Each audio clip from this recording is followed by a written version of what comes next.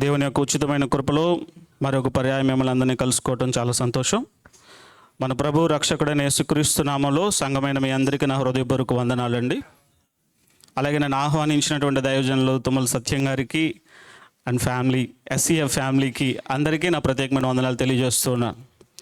ఈ రోజున ఎంతమంది సంతోషంగా ఉన్నారండి? ఉదయం దేవుని సన్నిధికి ఆయన్ని ఆరాధించడానికి వచ్చాం కదా, అందుకే వచ్చామా? వాక్యం విని వెళ్దామని వచ్చామా? ఆయన ఆరాధించాలనే ఉద్దేశంతో మనం ఆయన సన్నిధికి వచ్చాం కదా. అయితే నా ప్రశ్న ఏంటంటే, మన ఆరాధన ఆయన సన్నిధికి నిజంగా చేరుతుందా? మన ఆరాధన ఆయన సన్నిధికి చేరుతుందా? మధ్యలో ఏమైనా ఆటంకాలు ఉన్నాయా మన ఆరాధన ఆయన సన్నిధికి వెళ్లకుండా ఆపటానికి? ఎప్పుడైనా ఆలోచన చేశారా? ఆయన సన్నిధికి వచ్చి మనం ఆరాధిస్తూ ఉన్నాం. మనం అనుకుంటూ ఉంటాం ప్రతి ఆదివారము లేదా ప్రతి సర్వీస్కి వచ్చినప్పుడు హృదయపూర్వకంగా మనసంతటితో నేను ఆయన ఆరాధిస్తూ ఉన్నాను, నా ఆరాధన ఆయన సన్నిధికి చేరింది అనే ఆలోచనతోనే మనం ఇక్కడి నుంచి బయటకు వెళ్తూ ఉంటాం. మన ఆరాధనకు కూడా కొన్ని ఆటంకాలు ఉంటాయి. ఎప్పుడైనా ఆలోచన చేశారా? మన ఆరాధన ఆయన సన్నిధికి చేరకుండా ఏదైనా ఆటంకం మనలో ఉందా? ఈరోజు పరమగీతాలు గ్రంథంలో నుంచి 2వ అధ్యాయము 15వ వచనంలో నుంచి ఆరాధనకు కలిగేటువంటి ఆటంకాలను కొన్ని మనం ధ్యానం చేద్దాం. ఒకసారి రండి, పరమగీతాల గ్రంథం 2వ అధ్యాయము 15వ వచనాన్ని చదువుదాం.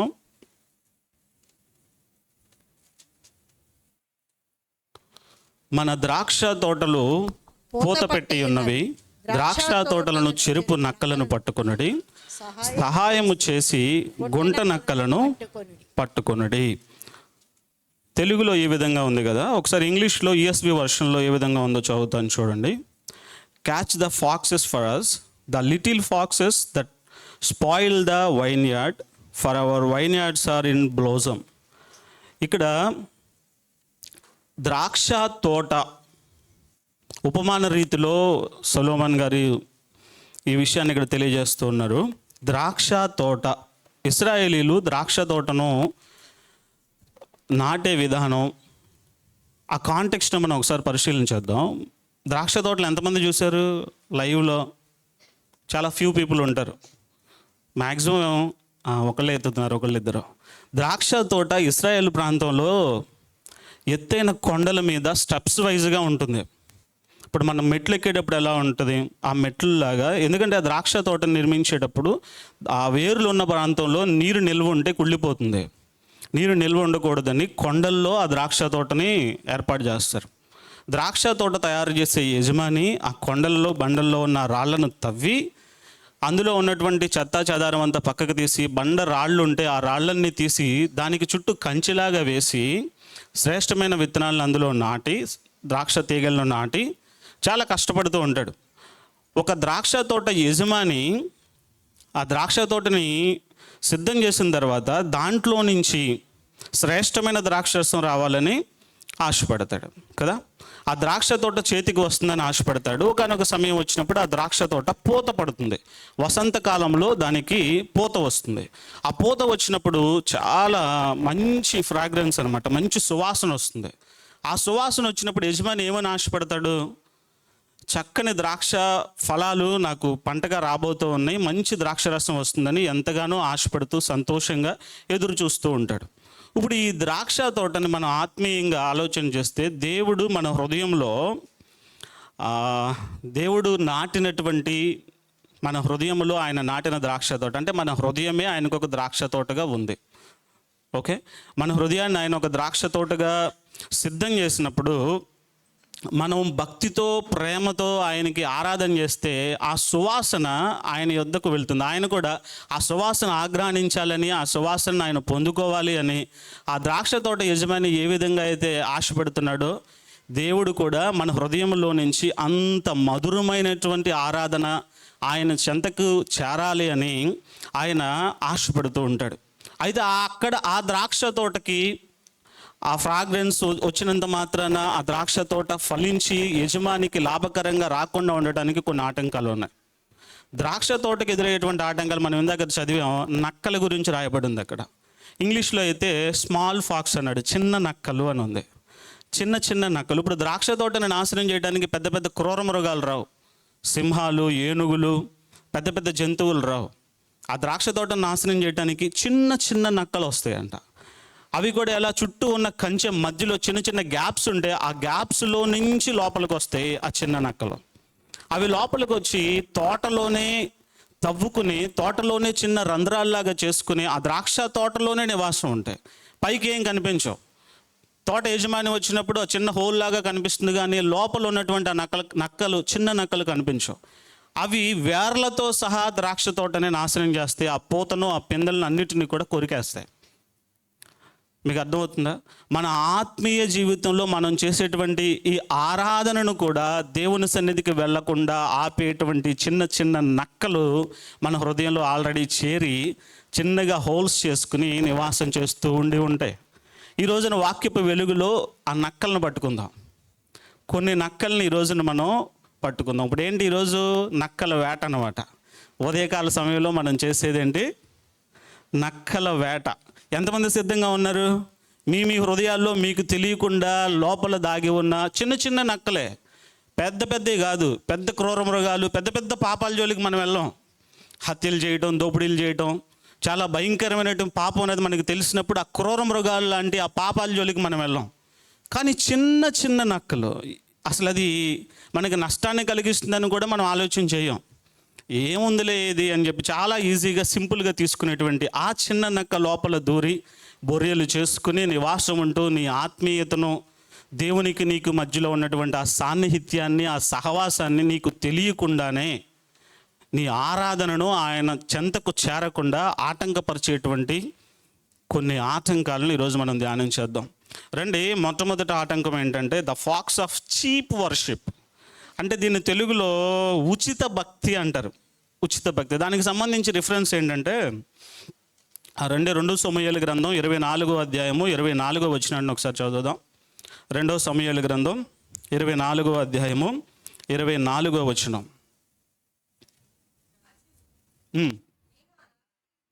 నేను అలాగూ తీసుకొనను, వెల ఇచ్చి నీ యొద్ద కొందును, వెల ఇయ్యక నేను తీసుకొనిన దానిని నా దేవుడైన యెహోవాకు దహన బలిగా అర్పించనని అరౌనాతో చెప్పి ఆ కళ్ళమును ఎడ్లను 50 తులముల వెండికి కొనెను. 50 తులముల వెండికి కొనెను.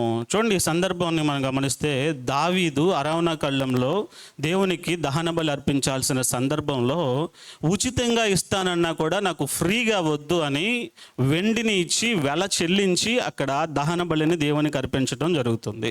అంటే ఆయన త్యాగం చేసి, ఆయన కష్టార్జితాన్ని అక్కడ వెచ్చించి, వెలను చెల్లించి అక్కడ దేవునికి ఆయన దహన బలి అర్పిస్తూ ఉన్నాడు. కానీ దానికి క్వైట్ ఆపోజిట్లో ఈ ఉచిత భక్తి అనేది ఏం చేస్తూ ఉందంటే, ఉదాహరణకి ఇప్పుడు మనం ఒక బర్త్డే ఫంక్షన్కి వెళ్తున్నాం అనుకోండి. మన ఫ్రెండ్ బర్త్డే ఫంక్షన్కి వెళ్తూ ఆ ఫంక్షను 7కి అనుకోండి, వెళ్దాంలే అని 7:30కి స్టార్ట్ అయ్యి ఇంటి దగ్గర బయలుదేరి వెళ్తా ఉన్నాం. బర్త్డేకి వెళ్ళినప్పుడు మనం ఏదైనా గిఫ్ట్ ఇవ్వాలి, ఫ్రెండ్కి గిఫ్ట్ ఇవ్వాలి.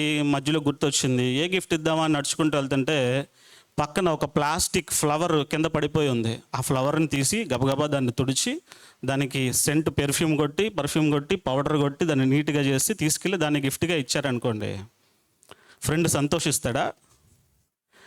అంటే మన హృదయంలో ఆయన దగ్గరికి వెళ్ళాలి అనేటువంటి ఆశ చాలా లీస్ట్ ప్రయారిటీ.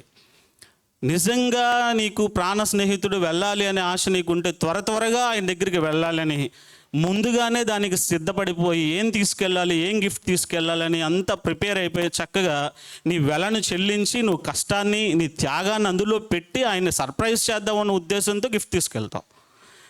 కానీ నీకు ఫ్రీగా వచ్చింది, పనికిరాంది, పక్కన పడేస్తున్న దాన్ని తీసుకెళ్ళి ఆయనకి ఇవ్వడానికి ఇష్టపడుతున్నావు. దీన్ని మన ఆత్మీయతలోకి తీసుకొస్తే ఇప్పుడు దేవుని సన్నిధికి రావాలనుకున్నప్పుడు ఆరాధన 7 గంటలకు అయితే వెళ్ళొచ్చులే అని 7:30కి బయలుదేరి వచ్చి వాక్యం చెప్పేటప్పుడు చక్కగా ఏసీ ఉందని చల్లగా నిద్రపోయి, ఇదంతా కూడా ఉచిత భక్తే. దేవునికి మనము ప్రయారిటీ ప్రారంభంగా ఆయనకి ప్రథమ స్థానం ఇవ్వకుండా మిగిలిపోయిన సమయాన్ని ఇవ్వటం, మిగిలిపోయింది ఇవ్వటం, వెళ్ళాలి కాబట్టి వెళ్ళాంలే అన్నట్లుగా, ఇది మనకి పెద్ద పాపంలాగా కనిపించదు. చాలా చిన్న నక్కే ఇది. మన హృదయంలో దూరి మనకు ఒక నిర్లక్ష్యాన్ని, ఆత్మీయ సోమరితనాన్ని తీసుకొచ్చేసేటువంటి నక్క అన్నమాట. ఇది మన ఆరాధన ఆయన సన్నిధికి వెళ్లకుండా ఆటంకపరిచేటువంటి ప్రమాదం ఉంది. పైకి పెద్దగా కనిపించదు. నేను ఆరాధనకి వెళ్తున్నా, అందరూ వస్తారు, అటెండ్ అవుతున్నట్లుగానే ఉంటారు, మందిరానికి వస్తున్నట్లుగానే ఉంటాం. కానీ మన హృదయంలో ఆయనకి ప్రథమ స్థానం ఉండదు. పూర్ణ హృదయంతో ఆయన్ని సంతోష పెట్టాలనే ఉద్దేశంతో ఆయన సన్నిధికి రాం. ఏదో వెళ్ళాలి కాబట్టి, ఇంట్లో పేరెంట్స్ ఊరుకోరు కాబట్టి, లేకపోతే భార్యలు ఊరుకోరు కాబట్టి, భర్తలు తిడతారు కాబట్టి దేవుని సన్నిధికి వెళ్ళాలి, అందరికీ మించి పాస్టర్ గారు ఊరుకోరు కాబట్టి సన్నిధికి వెళ్ళాలి అని చెప్పి వచ్చిన తర్వాత హృదయం ఆయన మీద పెట్టకుండా ఫ్రీగా నీలో ఉన్నటువంటి నీ ఇష్టాలన్నిటికీ కూడా నీ హృదయాన్ని దేనికో ఖర్చు పెట్టేసి చివరిగా మిగులుతుంది చూడండి, మిగిలినటువంటి దాన్ని, ఉచితంగా దాన్ని తీసుకొచ్చి దేవునికి ఇవ్వటం. హల్లెలూయా. అర్థమవుతుందండి. ఆదివారం చర్చికి ఆలస్యంగా రావడం, వాక్యం చెప్పేటప్పుడు నిద్రపోవడం, ఇవన్నీ ఆ కేటగిరీలోకి వస్తాయి, ఉచిత భక్తిలాగా. కానీ ఇక్కడ దావీదు రాజు అయినప్పటికీ కూడా తన రాజ్యములో ఉన్నటువంటి వ్యక్తి ఉచితంగా ఇస్తానన్నా కూడా ఉచితంగా తీసుకోవట్లా. ఆయన వెల చెల్లించి అక్కడ దేవునికి దహన బలి అర్పించాడు. అంటే ఇక్కడ త్యాగం లేని ఆరాధన దేవుడు అంగీకరించడు. నీలో త్యాగం ఎక్కడుంది? దేవుని సన్నిధికి రావడానికి నువ్వు త్యాగం చేస్తున్నావు, నేను ఇద్దరిని త్యాగం చేస్తున్నావా? నీ పనులన్నింటిని పక్కన పెట్టి ఆయన సన్నిధి కోసం నువ్వు ఏ త్యాగం చేసి దేవుని సన్నిధికి ఆయన ఆరాధించడానికి వస్తూ ఉన్నావు? త్యాగం లేని ఆరాధన చాలా కంఫర్టబుల్గా అందరూ వచ్చిన తర్వాత కొన్ని పర్టికులర్గా ప్లేసెస్ కూడా అది నాది అని ఫిక్స్ అయిపోయి ఉంటుంది కొన్ని చర్చెస్లో. ఆ ప్లేస్ నాకే ఉంటుంది, నేను ఎప్పుడు వచ్చి నేను ఆరాంగా వచ్చి ఆ టైంకి వచ్చి చక్కగా వచ్చి కూర్చుని పాటలు పాడుతుంటే చప్పట్లు కొట్టడానికి కూడా ఆలోచిస్తూ కొడదాంలే, ఎవరు కొడుతున్నారు, నన్ను ఎవరు చూస్తున్నారు అన్నట్లుగా ఒక కంఫర్టబుల్గా దేవుని సన్నిధికి కూడా ఒక భయం లేకుండా, ఆయన మీద ప్రేమ లేకుండా, ఆయనకి ప్రథమ స్థానం ఇవ్వాలనే మనస్సు లేకుండా ఏదో ఒక ఆలోచనతో నువ్వు వచ్చి కూర్చునే ఆ చిన్న నక్క నీ ఆరాధనను ఆయన సన్నిధికి చేరకుండా ఆపేసే ప్రమాదం ఉంది. రెండో చిన్న నక్క ఏంటో తెలుసా? నిన్నటి మన్నా. ఏంటది చెప్పండి? నిన్నటి మన్నా, the fox of past glory. నిన్నటి మన్నా. ఇప్పుడు నిర్గమకాండంలో 16వ అధ్యాయం 20వ వచనంలో మన్నా గురించినటువంటి సందర్భం ఉంటుంది. మీకు అందరికీ తెలుసు. నిన్నటి మన్నా అంటే నిన్న కురిసిన మన్నా ఈ రోజుకి ఏమవుతుంది? పాడైపోతుంది, మాగిపోతుంది, కుళ్ళిపోతుంది, తినడానికి పనికిరాదు. కానీ చాలామంది ఆ నిన్నటి మన్నాను దాచుకున్నటువంటి సందర్భాన్ని మనం చూస్తాం. కొందరు నిన్నటి మన్నాను దాచిపెట్టగా అది పురుగులు పట్టి వాసన కొట్టింది. అయితే మనము దేవుని సన్నిధికి వచ్చిన క్రొత్త దినాల్లోనో లేకపోతే ఒక సంవత్సరం క్రితమో 2 నెలల క్రితమో నేను చాలా బాగా ప్రార్థన చేసేవాడిని, బాగా ఉపవాసాలు ఉండేవాడిని. దేవుడు నాతో బాగా మాట్లాడేవాడు, ఆత్మీయంగా నేను మండిస్తూ ఉండేవాడిని. నిన్నటి గ్లోరీని, జరిగిపోయిన దాన్ని, గతంలో నేను భక్తిపరుణ్ణి, గతంలో దేవుడితో మాట్లాడేవాడిని, దేవుడు నాతో మాట్లాడేవాడు, నేను ఏది చెప్తే అది జరిగేది, దేవుని సన్నిధి నాతోనే ఉండేది, నేను ఎక్కడ ఉంటే అక్కడ దేవుని యొక్క ప్రత్యక్షత కనపరచబడుతూ ఉండేది అని గతాన్ని గురించి ఆలోచిస్తూ, గతంలో నేను భక్తురాలని ఆలోచన చేస్తూ నిన్నటి మన్నాతో మాగిపోయేటువంటి భక్తి. చిన్న నక్క నిన్ను ఎప్పుడు గతంలోనే ఉంచుతుంది. నువ్వు గొప్ప భక్తుడు అని, భక్తురాలు అని, ప్రార్థనాపరుడు అని, ప్రార్థనాపరురాలు అని ఆలోచనలోనే గతంలోనే ఉంచుతుంది. కానీ వర్తమానములో ప్రస్తుతము నీ స్థితి ఏంటి? నిన్నటి మన్నా నిన్నటికే పనికొస్తుంది. మరి ఈరోజు మన్నా, ఈరోజు నీ ఆరాధన ఏ విధంగా ఉంది? ఈ రోజున నీ హృదయం ఏ విధంగా ఉంది? గతంలో చేసిన ఆ భక్తి, ఆ గతంలో చేసిన ఆ త్యాగాన్ని నీ హృదయంలో పెట్టుకుని గతాన్ని ఆలోచన చేస్తే నీ హృదయంలో నీకు తెలియకుండానే ఒక విధమైన గర్వం బయలుదేరి నువ్వు ఇతరులను చూసే విధానం కూడా వాళ్ళు నాకంటే తక్కువ స్థాయి భక్తులు, నేను వాళ్ళకంటే ఉన్నతమైనటువంటి భక్తి భావం కలిగినటువంటి వ్యక్తిని, నా త్యాగంతో పోలిస్తే ఈ మందిరంలో ఎవరున్నారు నా త్యాగానికి మించి, నా భక్తికి మించి? వీళ్ళ హృదయంలో ఏముంటుందంటే గతాన్ని ఆలోచన చేసుకుంటూ వర్తమానంలో ఇతరులతో పోల్చుకుంటూ వాళ్ళకంటే నేను చాలా అధికుడిని, నేను చేసిన త్యాగాలు ఇన్ని కాదు, దేవుడి కోసం నేను ఎన్నో చేశానని ఆలోచన చేస్తారు. ఏమండి, ఇప్పుడు మనకి కారు ఉందనుకోండి, ఆ కారుకి 2 వారాల క్రితం పెట్రోల్ కొట్టించి బ్యాటరీ ఫుల్ ఛార్జ్ చేసి పెట్టి రన్నింగ్లోకి వెళ్తూ 2 వారాల క్రితం పెట్టావు, ఇవాళ పొద్దున్నే మందిరానికి వద్దామని కార్ స్టార్ట్ చేస్తుంటే స్టార్ట్ అవ్వట్లా. 2 వారాల క్రితం ఫుల్ ఛార్జింగ్ పెట్టి ఎందుకు స్టార్ట్ అవ్వట్లా నువ్వు అని కారుని తిడితే ఉపయోగం ఉందా? ఏ రోజు ఛార్జింగ్ ఆ రోజే కదా పెట్టాల్సింది. ఈరోజు నువ్వు వెళ్ళాలి అంటే ఈరోజు ఛార్జ్ చేయాలి, ఈరోజు ఫ్యూల్ ఉందో లేదో నువ్వు చెక్ చేసుకోవాలి.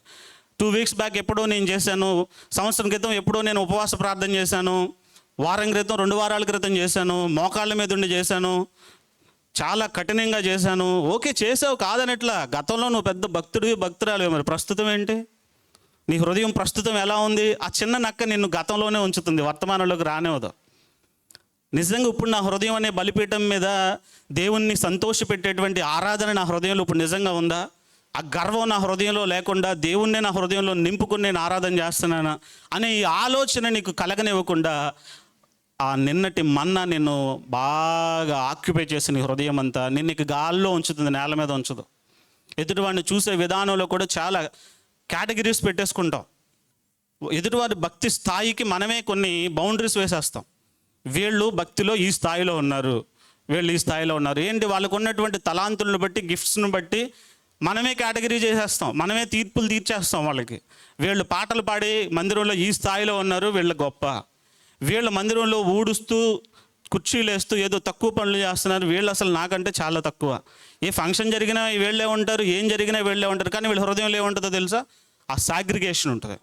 ప్రతి విశ్వాసని కూడా ఈక్వల్గా చూసే మనసు నీకు లేకుండా చేసేటువంటి ఆ నక్క ఒకవేళ నీ హృదయంలో బొర్రి పెట్టుకుని దాగి నిన్ను నీ ఆరాధన దేవుని సన్నిధికి వెళ్లకుండా అడ్డుకుంటుందేమో ఈ ఉదయకాల సమయంలో మనం పరిశీలన చేయాలి. ఎందుకంటే చాలామంది క్రైస్తవులు నేను 10 ఏళ్ల క్రితం ప్రభువుతో ముఖాముఖిగా మాట్లాడానని వాళ్ళ సాక్ష్యాన్ని చెప్తూ ఉంటారు. ఎప్పుడు చెప్పునో అప్పుడుదే సాక్ష్యం. రక్షణ పొందినప్పుడు నా సాక్ష్యం.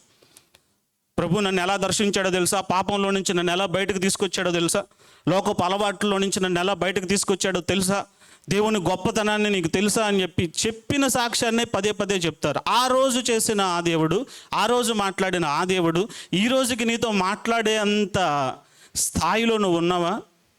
ఆయన నీతో మాట్లాడితే నువ్వేదో గొప్పదానివని గొప్పవాడువని నీతో మాట్లాడలా. చాలామందితో మాట్లాడతాడు, కానీ నువ్వే చెప్పుకుంటున్నావు గొప్పలు. మిగిలిన వాళ్ళు ఎవరు మాట్లాడరు, అందరూ చెప్పుకోవడానికి ఇష్టపడరు. ఏ రోజుకు ఆ రోజు నూతనంగా దేవుడితో నీకు ఎక్స్పీరియన్స్ ఉంటుందా? ప్రభువుతో ప్రతిరోజు నూతనంగా మాట్లాడే అనుభవాన్ని నువ్వు కలిగి ఉంటున్నావా? అది ప్రాముఖ్యం.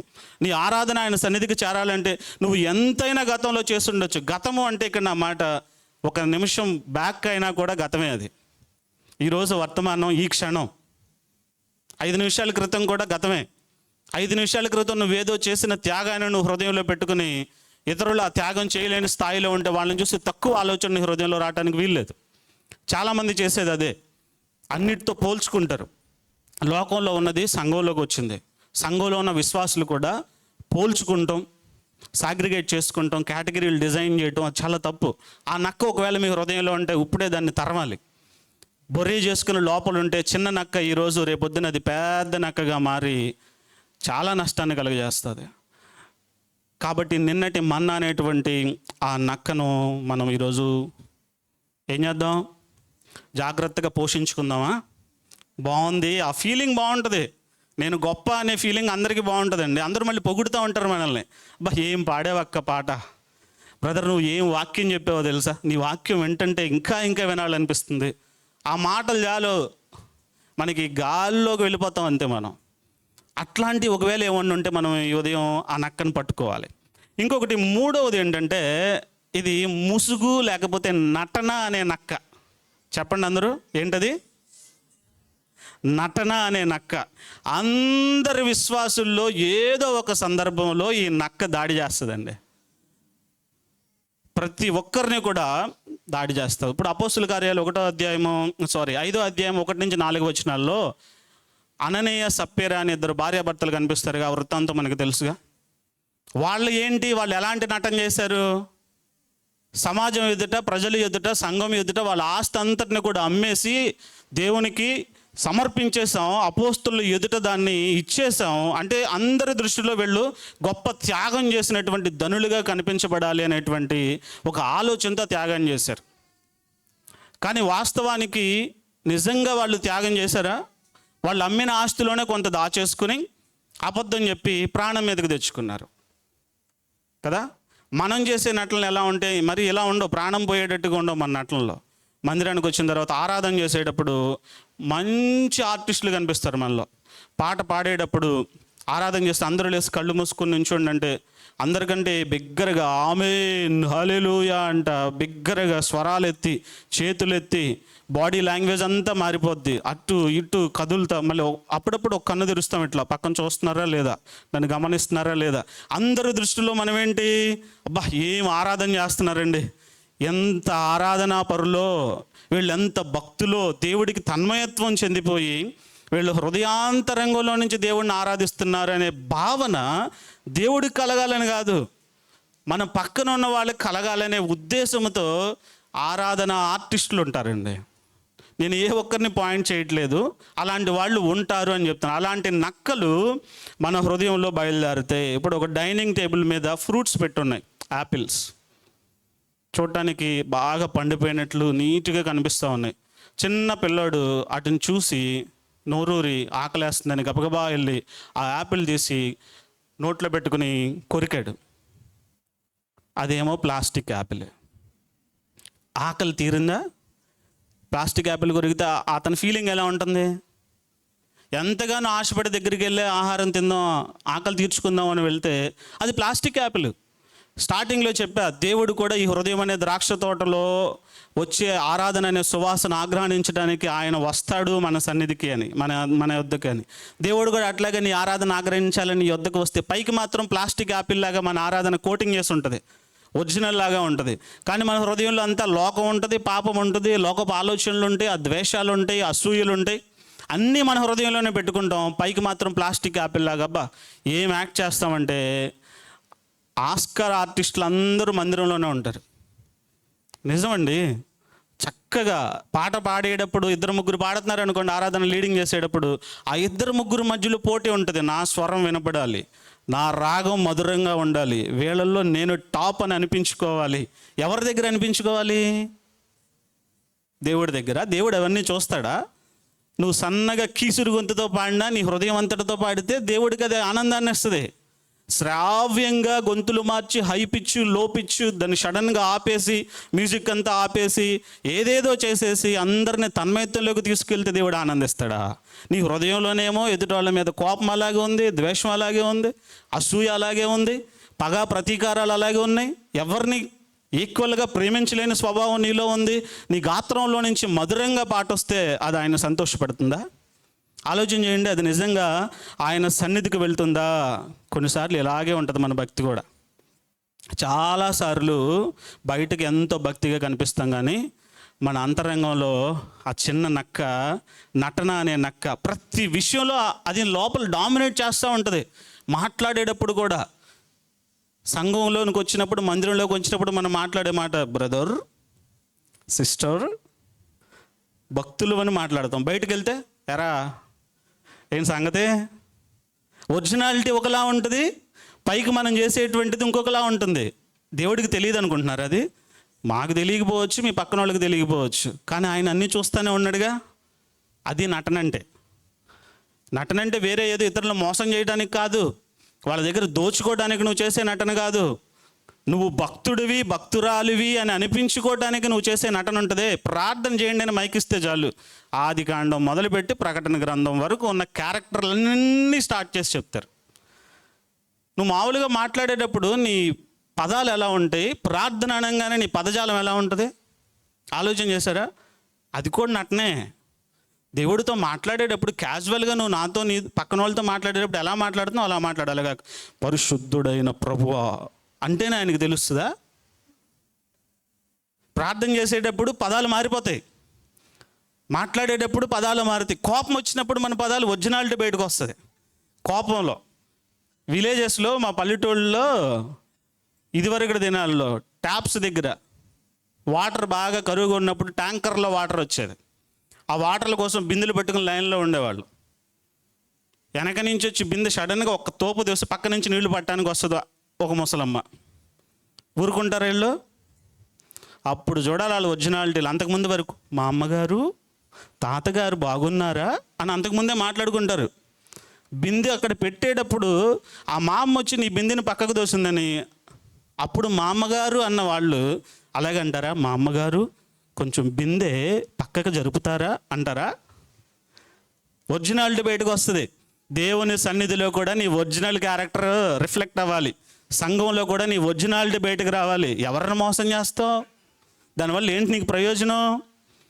నటన అనే నక్క నీ హృదయంలో ఆల్రెడీ బొర్రె పెట్టేసుకుని నీకు తెలియకుండానే పెరిగిపోతుంది. ఇక ఇది అలవాటు అయిపోద్ది. ఎక్కడికి వెళ్ళినా అదే. ఫ్యామిలీలో కొద్దిమంది ఉంటారు, వాళ్ళ దగ్గరే ఫ్రీగా ఉంటారు. వాళ్ళు కూడా పబ్లిక్లోకి వచ్చారంటే జాగ్రత్తగా, ఏమండి ఇంటి దగ్గర మాత్రం ఏమని పిలుస్తారు? అది మీ ప్రేమ కాదనట్లా, నేను ఎగ్జాంపుల్గా చెప్తున్నా. నటన ఉండకూడదు. అలా అని చెప్పి ఇంట్లో పిలిచినట్టు ఇక్కడ పిలవమాకండి భర్తల్ని భార్యల్ని. అది కాదు నా ఉద్దేశం. అర్థం కాలేదా? ఒకసారి దేవునికి స్తోత్రం చెప్పండి. హల్లెలూయా. చూడండి, ఇక్కడ అననీయ సప్పీరా వాళ్ళ ఆస్తి అంతా అమ్మేశారు. అమ్మటంలో త్యాగం చేయడంలో ఏమన్నా తేడా ఉందా? లేదు. కానీ ఎవరి కోసం అమ్మారు? ఆలోచన చేయండి. దేవుడి కోసం అమ్మారా? వీళ్ళ ఘనత కోసం అమ్మారు. అంతకుముందు ఒక ఆయన అమ్మేసి తీసుకొచ్చి అపోస్తుల పాదాల దగ్గర పెట్టాడు. ఎవరండి? పౌలుతో పాటు కలిసి పరిచర్య చేశాడు. పౌలునే దేవుని సన్నిధికి తీసుకువెళ్ళాడు. పౌలుని ఆటంకపరుస్తుంటే ఆయనే వచ్చి పౌలుని చేర్చుకోమన్నాడు. బర్నబా చేశాడు ఫస్ట్. ఆయన ఆస్తి అంతటిని కూడా అమ్మేసి దేవుని కోసం త్యాగం చేస్తే ఆయన సమాజం అంతా కూడా చాలా గనుడుగా ఎంచి పొగుడుతుంది. అది చూశారు వీళ్ళు. వీళ్ళకు కూడా ఘనత కావాలి. ఏం చేయాలంటే ఆ ఘనత కావాలంటే ఆస్తి అమ్మేయాలి. సరే, ఘనత కోసం ఆస్తి అమ్మారు, కానీ వీళ్ళ హృదయంలో నిజంగా త్యాగం లేదు, ఆయన మీద ఆరాధన భావం లేదు. డబ్బంతా అయిపోతే మా పరిస్థితి ఏంటి? కొంత మా కోసం దాచుకోవాలి కదా అనే ఆలోచన వచ్చింది. ఎప్పుడు వస్తుంది ఈ ఆలోచన? నటించేటప్పుడే వస్తుంది నాది అని. దేవుని మీద విశ్వాసం లేనప్పుడే వస్తుంది. అలా వచ్చింది అననీయ సప్పేరాలు. లోపల ఒకలా ఉన్నారు, బయట ఒకలా ఉన్నారు. ఆ ప్లాస్టిక్ యాపిల్ లాగా దేవుని యొక్క ఉగ్రత వారి మీదకి వచ్చింది. ఏమైంది? వాళ్ళు ప్రాణం పోగొట్టుకున్నారు. అర్థమవుతుందా? చివరికి ఇలా నటన చేసే నక్కలు మనలో ఉంటే మనం కూడా అననీయ సప్పేరాలాగా అర్ధాంతరంగా ఏమవుతాం? ఆ ప్రమాదం ఉంది. కాబట్టి ఆ నక్కను కూడా తోలేయాలి. ఇంకొకటి చెప్పి నేను క్లోజ్ చేస్తాను. రండి, 4వ నక్క, ఆఖరి నక్క, the fox of divided heart అంటారు. అంటే 2 పడవల మీద కాళ్ళు వేసే నక్క. ఏంటది చెప్పండి? 2 పడవల మీద కాళ్ళు వేసే నక్క. మొదటి రాజుల గ్రంథం 18వ అధ్యాయం 21వ వచనంలో ఒకసారి ఆ మాట చదవండి, ముగించుకుందాం. మొదటి రాజుల గ్రంథం 18వ అధ్యాయము 21వ వచనం. ఏలియా అందరి దగ్గరికి వచ్చి, ఎన్నాళ్ళ మట్టుకు మీరు 2 తలంపుల మధ్య తడబడుచుందురు? యెహోవా దేవుడైతే ఆయనను అనుసరించుడి, బయలుదేవుడైతే వానిని అనుసరించుడని ప్రకటన చేయగా జనులు అతనికి ప్రత్యుత్తరముగా ఒక మాటైనను పలకకపోయిరి. చాలండి. ఇక్కడ మనం గమనించాల్సింది, ఎన్నాళ్ళ వరకు మీరు 2 తలంపుల మధ్య తడబడుదురు అడుగుతున్నాడు ఆయన. ఎన్నాళ్ళ వరకు మీరు 2 తలంపుల మధ్య తడబడదురు? ఈరోజు మనం కూడా 2 తలంపుల మధ్యలో నిలిచిపోతూ ఉంటాం. ఉదాహరణకు, ఒక వ్యక్తి రోడ్డు మీద వెళ్తూ ఉన్నప్పుడు అతనికి 2 సైకిళ్ళు కనిపించినాయి. చాలా ఆకర్షణీయంగా ఉన్నాయి. 2 సైకిళ్ళు డిఫరెంట్గా ఉన్నాయి. చూడగానే తొక్కాలనిపిస్తుంది 2 సైకిళ్ళు. ఈయన ఆలోచన ఎలా ఉంది? ఒకేసారి 2 సైకిళ్ళు తొక్కేద్దామని ఆ 2 సైకిళ్ళు మధ్యలోకి తీసుకొచ్చి వాటి మీద ఎక్కుచ్చుని ఒక సైకిల్ పెడ మీద ఒక కాలు, ఇంకో సైకిల్ పెడ మీద ఇంకో కాలు వేసి తొక్కుతున్నాడు. ఎక్కి కూర్చున్నప్పుడు తొక్కేటప్పుడు బాగానే ఉంది. కొంచెం ముందుకు వెళ్ళేసరి కదా, లెఫ్ట్కి వెళ్ళింది, ఇది రైట్కి వెళ్ళింది. ఏమవుతాడు? కింద పడతాడు. తర్వాత ఎక్కడికి వెళ్తాడు? హాస్పిటల్కి వెళ్తాడు కదా. భలే చెప్పారండి, మంచి ఎక్స్పీరియన్స్ ఉన్నట్టు. హల్లెలూయా. చూడండి, ఈ నక్క కూడా మన హృదయాన్ని ముక్కలుగా విభాగిస్తుందంట. ముక్కలుగా. ఎలా అంటే, ఆదివారము దేవునిది, సోమవారం నుంచి శనివారం వరకు లోకందే. ఆదివారం తొక్కే సైకిల్ ఎవరిది? దేవుడి సైకిల్. సోమవారం నుంచి శనివారం వరకు తొక్కే సైకిల్ ఎవరిది? లోకపు సైకిల్. 2 సైకిళ్ళు కావాలి మనకి, 2 ప్రయాణాలు కావాలి, ఆ 2 థ్రిల్స్ కావాలి మనకి. 2 పడవల మీద కాళ్ళు వేస్తే చివరికి ఎటు కాకుండా అయిపోతాయి. ఈ నక్క మనలో ఉంటుందండి. మందిరానికి వచ్చేటప్పుడు మందిరంలో మనం బెస్ట్గా కనిపించాలి. మన హార్ట్ని డివైడ్ చేసి దేవునికి ఆదివారం ఇస్తాం, మిగిలిందంతా వారం అంతా లోకానికి ఇస్తాం. అట్లాంటి నక్క మన హృదయంలో ఒకవేళ ఉందేమో మనం చూసుకోవాలి. ఈ నక్క ఏం చేస్తుందంటే, ప్రతిదానికి కొంత టైంని సాగ్రిగేట్ చేస్తుంది. కొంతమందికి కొంత టైము, దేవునికి కొంత టైము, లోకానికి కొంత టైము. ఈ కర్మేలు కొండ మీద ఉన్న ఏలియా కూడా అడుగుతున్నాడు, ఎన్నాళ్ళు మీరు రెండు తలంపుల మధ్య కొట్టుమిట్టాడుతూ ఉంటారు చెప్పండి, రెండు పడవలు ప్రయాణం చేస్తారు ఎందుకు? అలా చేసేవారి ఆరాధన దేవునికి అసహ్యం అండోయ్. ఉంటే లోకపు ఆలోచనలో ఉండండి, లేదా దేవుని ఆలోచనలో ఉండండి. ఆదివారం మాత్రం దేవుని ఆలోచనలు పెట్టుకుని బయటకు వెళ్ళగానే లోకపు ఆలోచనలకు మునిగిపోతే ఆ నక్క చాలా ప్రమాదకరం. అది మన హృదయంలో ఉంటుంది, మనకు తెలియకుండానే విభాగిస్తూ ఉంటుంది మన హృదయాన్ని, మన ఆలోచనల్ని. మందిరంలోనికి వచ్చినప్పుడు అసలు మనకంటే భక్తులు ఇంకెవరూ ఉండరు అన్నట్లుగా పాటలు పాడుతూ అన్నిట్లో ఇన్వాల్వ్మెంట్ ఉంటుంది, మనకి కంప్లీట్ ఇన్వాల్వ్మెంట్ ఉంటుంది. బయటకు వెళ్ళిన తర్వాత లోకంలో ఏదైనా ఫంక్షన్ జరుగుతుంటే, లోకానుసారమైన ఫంక్షన్ మీ ఫ్రెండ్స్ ఇళ్లలో జరుగుతుంటే, అక్కడ సినిమా పాటలు స్టార్ట్ చేస్తే మీ బాడీలో నుంచి స్ప్రింగ్స్ ఉన్నట్టుగా మీ బాడీ ఏమవుతుంది? మళ్ళీ మన వాళ్ళు కొత్తగా క్రిస్టియానిటీలో ఇప్పుడు ట్రెండ్ ఏంటంటే సినిమా పాటలు కాదండి మేము వేసేది, దేవుని పాటలు పెట్టి డిస్కోటెక్లో డాన్స్ వేసినట్టుగా ఆ ఫంక్షన్లో ఏవేవో తీసుకొస్తున్నారు. ఇప్పుడు మ్యారేజ్ ఉందనుకోండి, ఆ మ్యారేజ్లో కొన్ని కల్చర్స్ తీసుకొచ్చేస్తున్నారు. లోకంలో ఉన్నది అక్కడ కూడా కనిపిస్తూ ఉంది. మీరు అర్థం చేసుకోవడానికి ప్రయత్నం చేయండి, ఎవరిని విమర్శించే ఉద్దేశం కాదు. మనము రెండు తలంపుల మధ్యలో ఉంటున్నామా, ఒక తలంపుతోనే ఉంటున్నామా? ఈ ఆరాధన అనే తోటను పాడు చేసే నక్క, రెండు తలంపుల నక్క మనలో ఉందేమో మనం పరిశీలన చేసుకోవాలి. ఏం చెప్పానండి, ఇప్పుడు 4 రకాల నక్కల గురించి మనం మాట్లాడుకున్నాం. మొదటిది ఏంటి? ఉచిత భక్తి అనే నక్క. రెండోది ఏంటి? నిన్నటి మన్నా అనే నక్క. మూడోది ఏంటి? నటన అనే నక్క. ముసుగు, ఓకే, ముసుగు కానీ నటన అనే నక్క. నాలుగోది ఏంటి? 2 పడవల మీద ప్రయాణం చేసేటువంటి నక్క.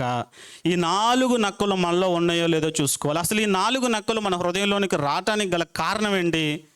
మన చుట్టూ ఉన్నటువంటి కంచె కరెక్ట్గా లేకపోవటం. ఆ కంచెల మధ్యలో చిన్న చిన్న హోల్స్ ఉండటాన్ని బట్టి ఆ రంధ్రాల్లో నుంచి చిన్న నక్కలు దూరం వస్తున్నాయి. ఏంటి ఆ కంచె?